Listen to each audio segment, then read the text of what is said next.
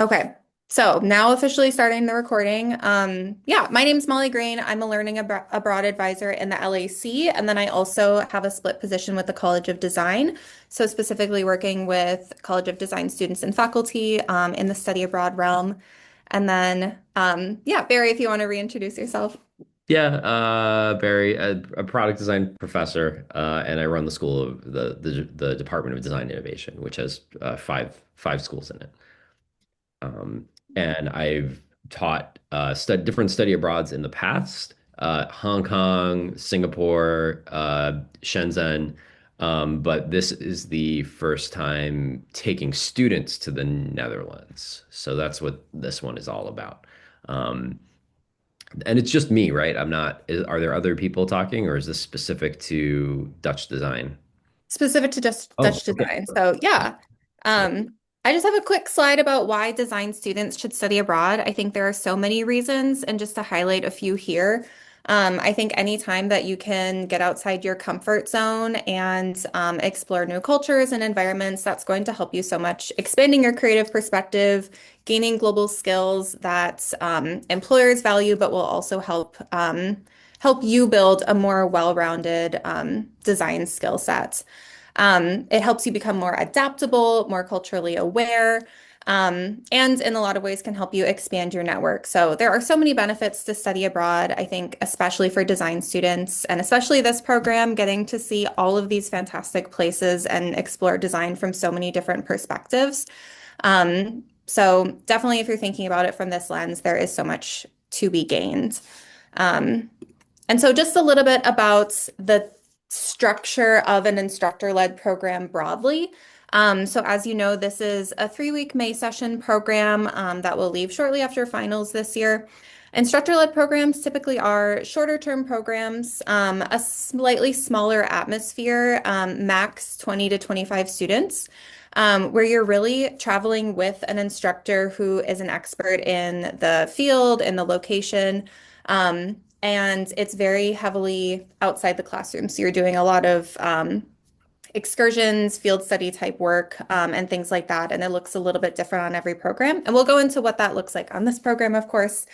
Um, but yeah, with an instructor-led program also, we'll look at the fees a little bit later, but it typically includes the tuition, which is the instructional portion of the program. There will be a group flight that you will, so you'll all travel together. It'll be really seamless, especially if you haven't traveled a ton or haven't traveled abroad before. It's a great introduction to that. You'll be kind of traveling as a group. Housing will be coordinated. Many excursions and activities are coordinated. It also includes international health insurance. So anything that were to come up or happen while you're abroad, physical health, mental health, whatever it may be, we've got you covered there. A lot of on-site transportation is also covered. There's a lot of travel in country with this program, which is so fantastic. And so that's all guided. And then there will be some meals covered. So there's a lot that we really kind of build into the program. And so we're excited to talk a little bit more about that. And so, yeah, I think Barry, if you want to take it from here. Cool. Yeah. Am I love doing these study abroad trips. Except for the COVID time, I was doing them regularly. I usually have co-leads, and it's usually one person that we co-lead the trip with. This year, we're doing something really unique, and I don't think has ever been done before. We broke the system, but we basically have all of the product design faculty are going, and the students are not paying for that. The faculty are paying for that on their own.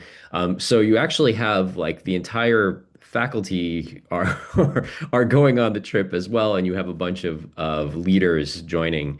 I'm running the main thing, so all of the agenda and the schedule and are planned by me. But there'll be other faculty there to help and advise on this trip. I studied as a grad student. I studied in the Netherlands as like an exchange student at TU Delft, which is in my opinion, one of the best industrial design programs in the world. And that's actually the program that we based the product design program here at the University of Minnesota off of. It's designed after what they call industrial design engineering in the Netherlands, where industrial design is not in an art school, it's in the engineering schools. And so you could major in mechanical engineering or aerospace engineering or industrial design engineering. It's just a form of engineering there. And so that model was really interesting for me as a student because I was, that's my brain is right brain, left brain like that. And I wanted something in the United States that was modeled after how they teach design in the Netherlands. And so that is what inspired the program here 15 years ago at the University of Minnesota College of Design. Um, and then I lived there again for my sabbatical. And now I wanted to show the faculty here and the students here how great Dutch design is, and throughout not just products, but all parts of life in the Netherlands. And so that's what this trip is about. We're going to be looking at how Dutch design everything, from transportation to food systems to products to buildings. And so we'll be going to a lot of places, some of them by bike. Oh, can you go to the next slide? I didn't realize I'm not in charge here.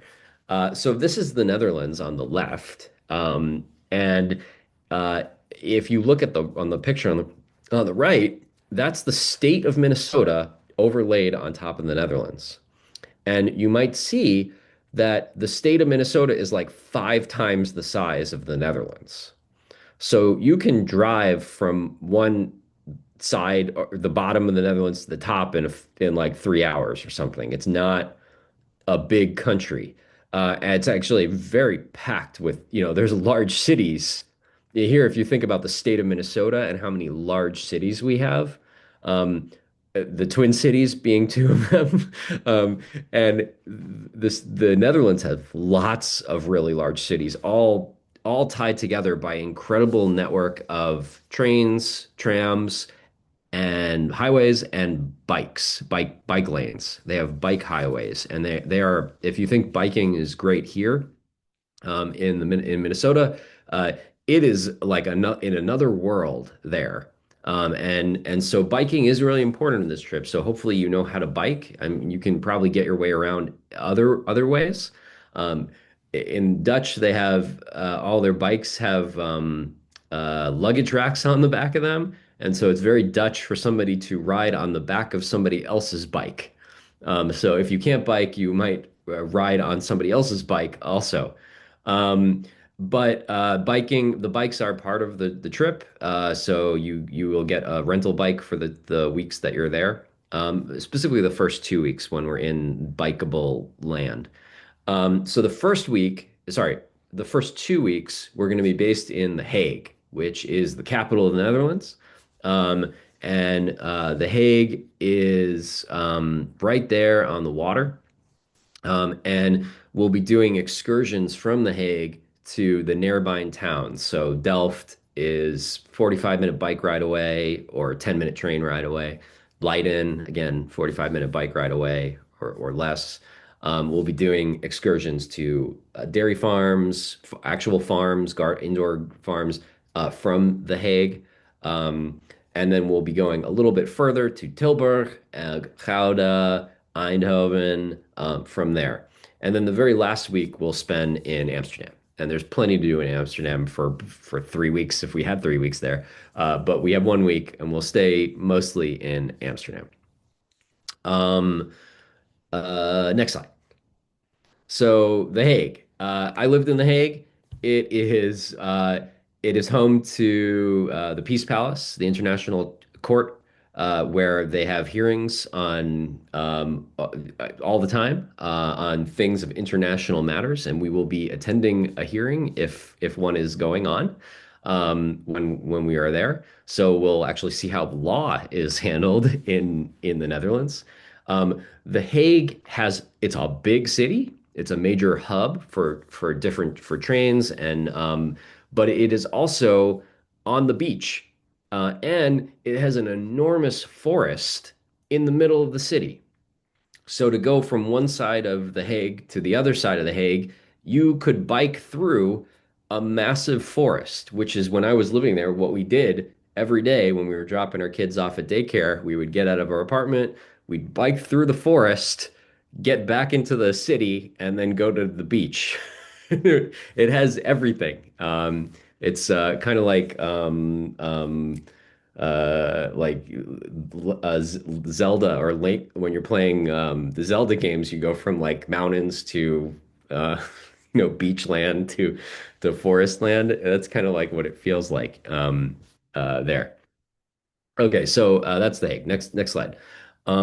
So again, we'll be going to Amsterdam. We'll be doing a lot of, they have some of the best museums in the world. We'll be going to some of those while we're there. We'll be touring the canals and seeing some architecture, Anne Frank House, stuff like that.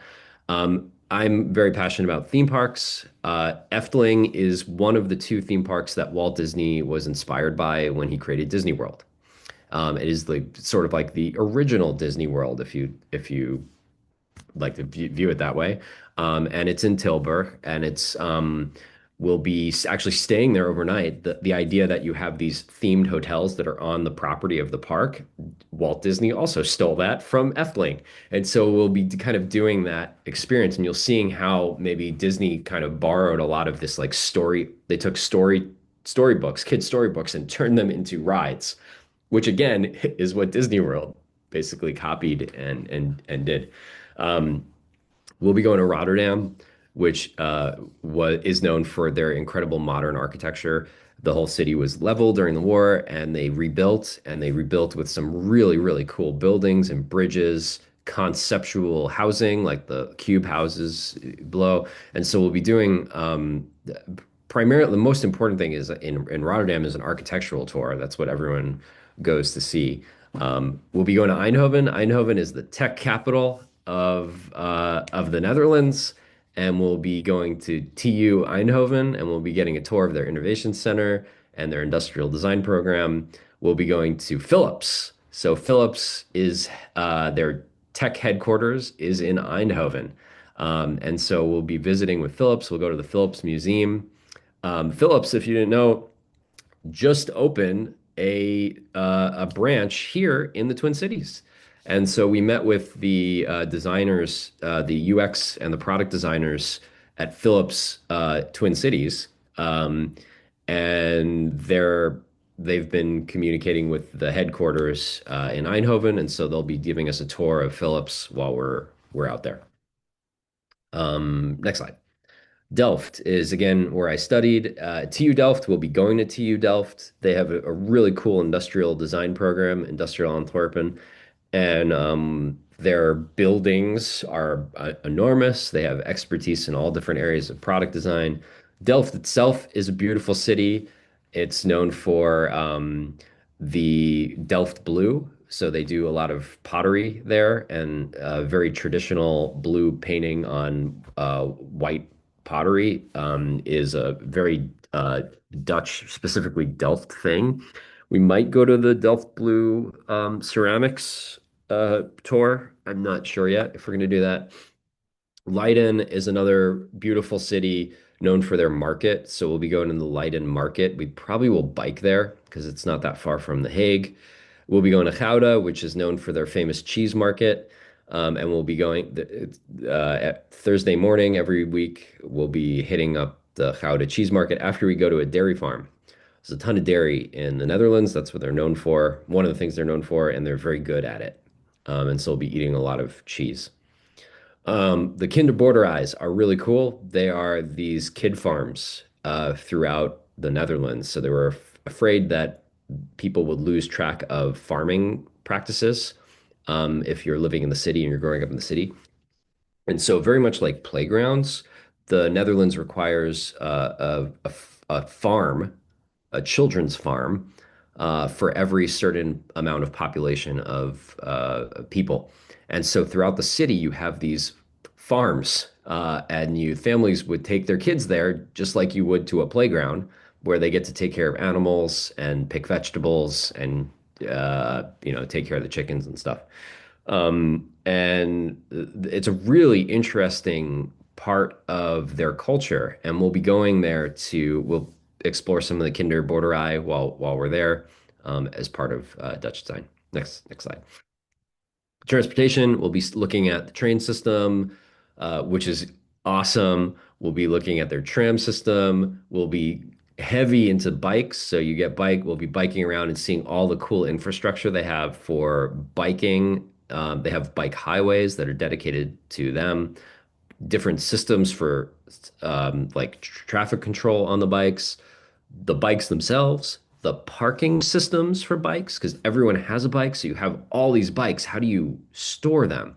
And they have really interesting buildings for parking your bikes and systems for checking in your bike and stuff like that, that you will nowhere else in the world is like this, where it's all this dedicated bike transportation infrastructure. Um, we will also be flying Dutch. So we're going to be taking KLM from Minneapolis, direct flight to Amsterdam.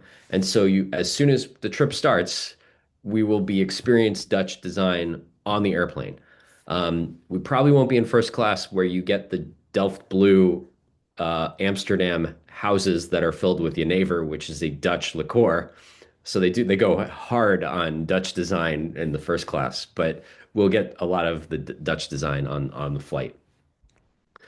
Next slide. Oh, bakfiets. That's fine. That's fine. Food. So this is my last slide, and it is something I'm super excited about. I think when you think of the Netherlands, people don't necessarily think of food. They probably think Paris, food, right? But Dutch do some things incredibly well in the food world. And one of those things is dairy. We're going to be going to a dairy farm. We're going to be going to a cheese farm. We'll be going to cheese shops.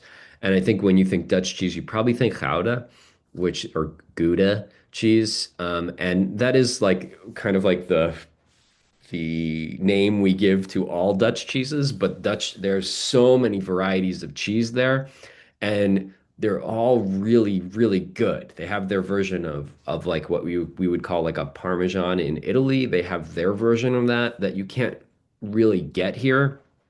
Um, and we'll go through cheese markets, and they have special cheese cutting tools that hopefully all of you would bring home and get excited about.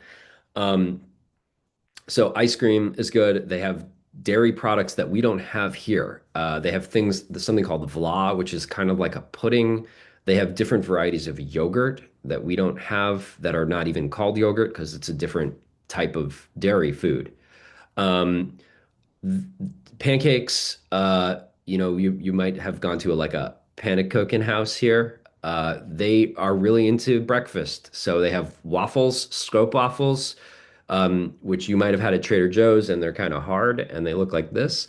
If you get them fresh at the markets, they will blow your mind. And they do puffertjes, which are like these little tiny puffed pancakes. They do these pancakes that you roll up. Um, it's on the ocean, so there's a lot of seafood, and there's a lot of really unique seafood there that you can't get anywhere else in the world, like raw herring and eel, smoked eel, but what they're really known for is kibberling, these little fried fish pieces, or lekkerbek, which is cod. And if you think that, like, you go to England and they have fish and chips, the Netherlands have their own version of fish and chips, which I think is better. And you'll have that all throughout the cities. They do this version of kibbeling and lekkerbek, which are like pieces of cod or whole cod deep fried with different sauces and fries. And then drop, which is like licorice candy. But the sweet, if you think you don't like licorice, there's just so many different kinds of drop, which we call licorice, I guess, from salty to half sweet and salty to sweet, chewy, hard, candy coated. They do uh, uh, yeah, we'll talk through drop when we're there. And then Indonesian food is in Indonesian and Suriname food are the two of the Dutch colonies. Indonesia and Suriname were Dutch colonies. And so there's a lot of Suriname food and Indonesian food, which, in my opinion, is the best food in the country, is the Indonesian food. And so we'll be doing what's called a rice table, probably twice, where it's sort of like this like table buffet of different Indonesian foods. And rice table is popular throughout the Netherlands. And we'll be going to someone who, a chef who wrote a book on sambal, Indonesian sambal, and her Indonesian restaurant is pretty well known there. And I think that'll be our wrap-up dinner, if you like spicy food. Hopefully it's okay. You don't have to use sambal. We'll be going to farms. They do some incredible stuff with greenhouse. They grow all of the vegetables for the country inside, which is really cool. And then we'll be going to the grocery stores. We might go to the grocery store headquarters so you could see how they do different packaged foods as well. All right, I talked enough. Questions? What's the actual course curriculum going to be like? Yeah, a good question. So there's like the are you meaning like the projects and the assignments? Yeah. Okay, cool. So for all the study abroads I do, there's always like a journaling part. And the journaling is usually prompts. Each day there's a short prompt where you have to contribute to your online journal, I guess, through Canvas with some text and images and respond to that prompt. Um, they're all probably going to be related to design and kind of documenting some interesting thing of that day related to design that you want to talk about. Um, there is a kind of a one, or I haven't decided yet, two kind of projects that span the full 3 weeks. And the main one is going to be kind of digging in deep into something that you think Dutch do well, and then thinking about how we might apply that in the United States. And that's sort of like a design project, if you will. I think individual at this point in time. So like a design speed run again, like the cookies last year. Well, I guess you have 3 weeks instead of 1 week, but yeah. Charrette or a sprint. Yeah.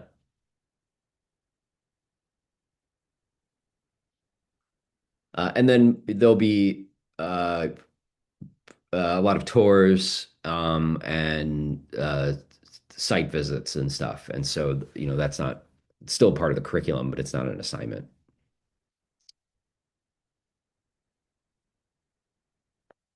Any other questions about this trip?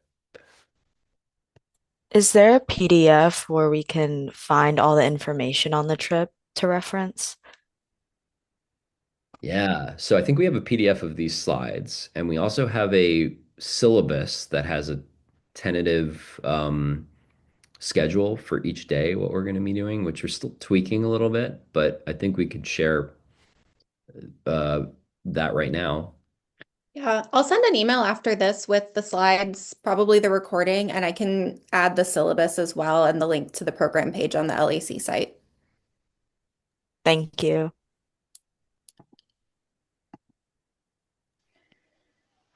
What do like the weekends look like?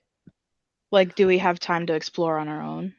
Yes, yeah, yeah, absolutely. So, uh, it doesn't correlate exactly with weekends, right? So some Hmm. of the things we're doing are only weekend things that we can do. But you do have free days throughout the trip. And I don't want to misguide you on how many free days you have. I think there might be 3 or 4. Um, Hmm. they're kind of spread out throughout the trip. I could just do a quick check of the calendar right now. 1, 2, 3, 4. You have 4 free days so far in the schedule, and they're spaced out a bit. Okay, cool. Thank you.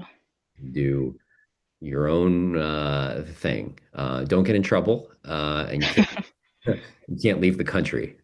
which some Right. people think they can do. Sounds good. Uh, Kind of on a similar note to that, what does a typical day look like in terms of like how much time are we spending as like a group or like doing whatever the thing we're doing that day is? Yeah, it varies, I could say. So one thing that is consistent is we would get up, the hotel has breakfast, which is usually good, but some of the things I want you to see are different breakfasts. But we'll have the breakfast at the hotel. There's usually kind of like a an overview of what we're doing that day at breakfast.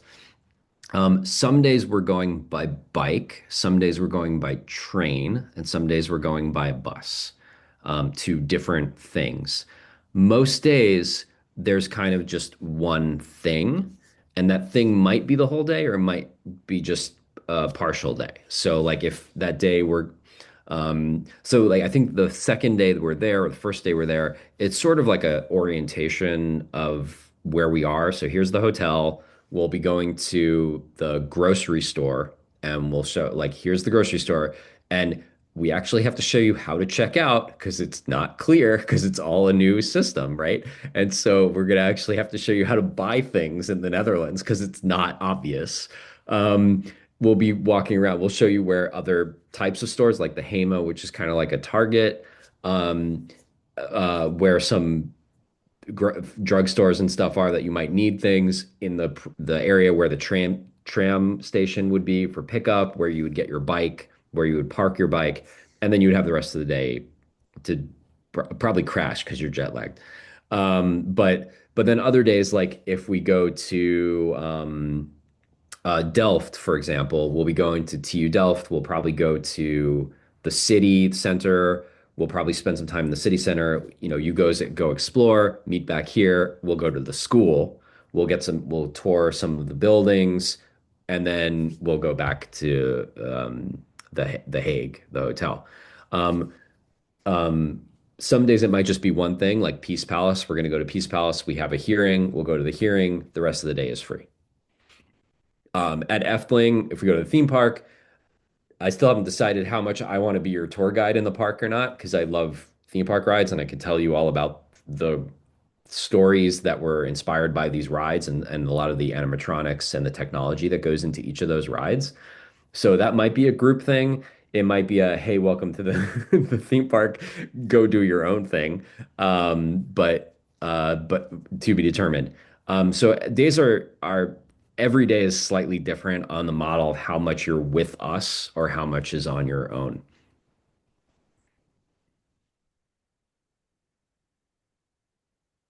So we will be able to go on roller coasters. Yeah, there are roller coasters. So yeah, the F so there is actually a separate roller coaster theme park near the Hague that is bikeable if you want to go to Wallaby. I think it's Wallaby. It that where that's not part of the trip, but you could go there. There are roller coasters at Efteling. I think there's depending on what you would call a roller coaster, there might be four, I think, in Efteling. You don't have to go on roller coasters, by the way. That's you don't have to go on any rides if you're scared of rides. But there are some really interesting things that they've done at Efteling that also Disney that inspired Imagineers. And so we could talk about those as well. I'm gonna keep going with the slides just because I have to leave a little bit soon here, so I can always make Barry host if you have more questions. But just to go through kind of the some of the more logistical pieces. Definitely work with your major advisor about how the course for this program fits into your four-year plan. I believe it counts for at least a product design elective, if not something else, but it is a product design designated course. Um, so as you're in the application process, just keep your major advisor in the loop as well. As far as the program cost goes, you can find the whole breakdown on our website. As I mentioned, it includes the tuition, health insurance, housing, and transportation. And then below here, because it's quite a long sheet, so you'll have to scroll a little bit, but it will have estimated additional expenses as well. So giving you an idea of what to budget for meals, expenses that come up not included in the program fee. So if you forget your toothbrush or if you take some excursions on your own or things like that, in total, the estimated additional expenses is about $1,100 of just kind of spending money while you're there. And I think you're all product design students in here, but there is an automatic scholarship of $1,000 awarded to the first 20 product design majors to confirm on the program. If you have any questions about this, I think ask Amanda Smoots or perhaps direct them to Barry as well. There have not been 20 applicants yet, so you would still be in the running for this if you're eligible. So I definitely encourage you to keep that in mind. As far as financial aid and scholarships go beyond that, there are a number of scholarships you can apply for through the Learning Abroad Center. There are also national awards that you can take a look at that do have some deadlines coming up too. Many of the LAC scholarship deadlines are going to be mid to late February, so just have those on your radar. And keep in mind other study abroad scholarships. I think there is one in CDES that's quite significant that has a deadline of this Friday, perhaps. Specifically, if you're a Pell eligible student, you would have heard about it. And then if you do plan to use financial aid for study abroad, you can schedule a financial aid preview meeting, and that's where you would meet with someone who is in the financial aid office who specifically works with study abroad, who would take a look at your FAFSA and the program costs and give you a really good idea of what you're eligible for and how you can use your financial aid for the term that you're going abroad. And they can also answer other questions if you receive like scholarships through the U or things like that and just need to verify that they would or would not count towards study abroad. And then finally, we have an online info session that I highly recommend attending. It is, you can watch the recording anytime on our website. It's called the You Can Afford to Study Abroad info session. And if anything, I would watch it for the scholarship essay writing tips. It is really, really incredible information, really strong tips, and having reviewed scholarships a number of times, I can definitely tell which students have kind of taken in this information and really put those tips into practice, and it really helps their scholarship essay stand out. Yeah. What's next? As far as the application process goes, if you haven't started an application yet, one of the items you will have to complete is a first step session. This is a broad session that all students have to do before applying to study abroad or kind of as you're in the process. And that is where you'll go over everything you need to know really to get started with the process. How to select a program, how to navigate academics, how to navigate finances and scholarships and all of that. And you can do that anytime, either online asynchronously. We have virtual sessions twice a week and also in person. These will be a little bit more limited during winter break, but you can always do the online asynchronous version. The application deadline for this program is February 15th. So again, if you're planning to work on the app over winter break, that's a great time to do it. The eligibility requirements, I believe, is a minimum 2.5 GPA. There is a $50 application fee per application that you submit. So typically, programs are not super competitive. We're not getting to that point yet where this program would fill. So I wouldn't plan to have any backup programs or anything. You can just go ahead and apply to one so that you're not racking up those application fees. Once you start an application, you'll have a very clear application checklist of items that you need to submit before your application is considered. And for this program, it's just having completed the first step session.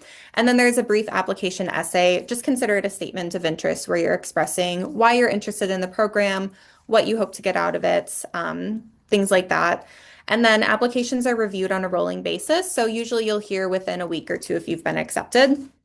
And as long as you meet the application requirements, typically you can expect to be accepted. Again, just a note about applying for scholarships. Note that you can submit your scholarship applications before you even found out if you're admitted to the program. So definitely perhaps in tandem with the application essay, you can be thinking about scholarship essays because the questions that they ask are often very similar. So that's just one tip to keep in mind. As far as after you've been admitted, you'll have typically 2 weeks to confirm your spot on the program. That is when you would sort of be signing a confirmation and payment agreement. You're committing to go on the program. And so before you do that, you'll want to make sure that you're discussing academics with your major advisor, discussing finances with our one-stop team or with family or whoever is kind of helping facilitate this experience. Then you can go ahead and submit the confirmation and payments agreement, and then you'll have some additional checklist items to complete, such as uploading your passport, doing health and safety orientation, filling out some health information and things like that. But that will all come really clearly once you have confirmed your spot. If you have any accommodations, either academic or other accommodations, be sure to be discussing this with your DRC consultant. And so then they can loop us in and make sure that we're having those discussions well before you go abroad to make sure that you're going to be able to be successful. Let's see. If you have any questions just broadly about study abroad, feel free to meet with me. Further questions about this program, I think feel free to reach out to Barry, who's running the program, or we also have a program contact in the LAC, Gemma, who can field a lot of questions as well. But yeah, I think, are there any other questions? And I can switch the host to you, Barry, but I'm going to go ahead and stop the recording here. Yeah, no, So thanks, everyone.